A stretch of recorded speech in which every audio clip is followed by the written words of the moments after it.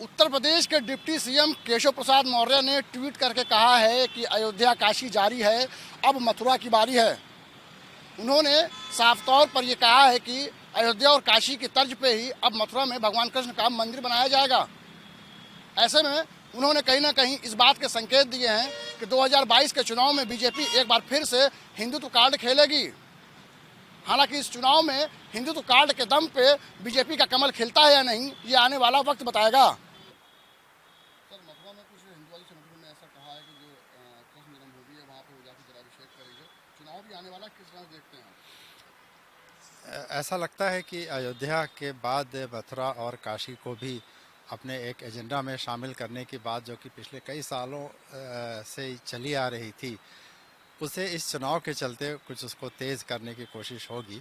क्योंकि ऐसा कहा जा सकता है कि कुछ दलों द्वारा और कुछ संगठनों द्वारा अगर इसे बढ़ावा दिया जाता है तो समाज के एक वर्ग में इसकी अच्छी खासी अपील होती है और कहीं न कहीं धार्मिक कारणों से इस बात को लेकर लोगों के समर्थन पाने में कुछ दलों को आसानी हो सकती है।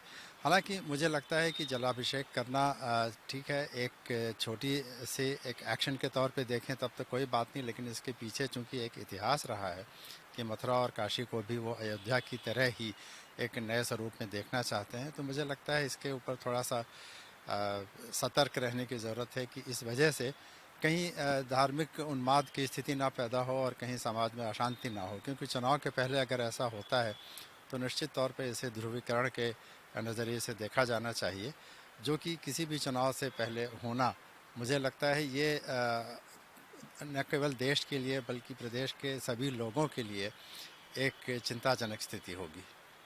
उप मुख्यमंत्री जो है केशव प्रसाद मौर्य, उन्होंने कहा है कि मथुरा और काशी जारी है, अब अयोध्या की बारी है। तो सरकार भी मुख्यमंत्री उनके बयान को कैसे देखते हैं? देखिए, ये मुझे लगता है कि चुनाव के चलते इस तरह के बयान अभी हमें आगे और देखने को मिलेंगे और चूंकि अब अभी चुनाव आयोग द्वारा कोई अधिसूचना जारी नहीं हुई है, इसीलिए इस तरह के बयानों पर रोक लगाने की भी कोई बात नहीं उठेगी। तो मुझे लगता है कि चुनाव की घोषणा होने से पहले इस तरह के बयान आते रहेंगे, जिससे कि लोगों को किसी न किसी तरह से प्रोवोक किया जाए।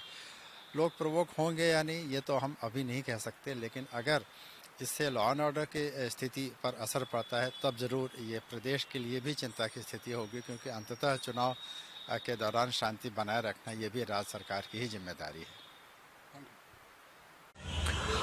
देखिए, एक ऐसे वक्त में जब हमारा मुल्क और पूरी दुनिया कोरोना जैसी मुहलिक बीमारी से लड़कर उभरने की कोशिश कर रही है और उसकी नई नई शक्लें रोज़ ख़बर के ज़रिए से हमको सुनने को मिल रही हैं, ऐसे वक्त में जबकि सरकार की ये प्रायोरिटी होनी चाहिए कि हिंदुस्तान के अंदर, सूबा उत्तर प्रदेश के अंदर हमारे हेल्थ का सेक्टर कितना मजबूत हो, हमारे जो बेरोज़गार हैं उनके रोज़गार के मसाइल को हल किया जा सके, सूबा उत्तर प्रदेश को विकास की नई राहों पर लाया जा सके, ऐसे वक्त में अगर कोई शख्स मंदिर और मस्जिद की राजनीति करता है, हिंदू और मुसलमान की तफरीक की बुनियाद पर सत्ता हासिल करना चाहता है, तो मैं समझता हूँ ये तमाम चीज़ें एक सोची समझी साजिश के तहत की जा रही हैं और ये लोग कहीं ना कहीं आवाम को उनके बुनियादी मुद्दों से हटाकर फिर से मंदिर और मस्जिद और हिंदू और मुसलमान के मुद्दे पर लाकर कहीं ना कहीं अपना सियासी मकसद हासिल करने की कोशिश कर रहे हैं।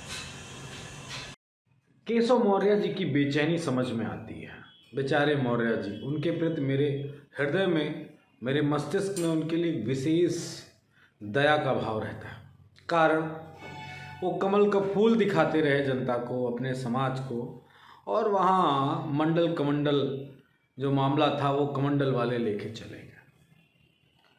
आप काशी में मंदिर बनाओ, आप मथुरा में मंदिर बनाओ, आप अयोध्या में मंदिर बनाओ, लेकिन केशव प्रसाद मौर्य जी, उत्तर प्रदेश के पिछड़ों ने आपको वोट, आपके कहने से वोट इसलिए दिया था कि ये मौर्य हमारा मुख्यमंत्री बनेगा और पिछड़ों के हक की हिफाजत करेगा। बेचारे मौर्य जी अब तो मुख्यमंत्री का फेस भी नहीं रहे। बड़ा दुख है मुझे और संवेदनाएं भी व्यक्त करता हूँ कि कोई अगर थोड़ी सी राजनीति बची हो तो योगी आदित्यनाथ को चैलेंज करके उत्तर प्रदेश पे केशव प्रसाद मौर्य का चेहरा होना चाहिए।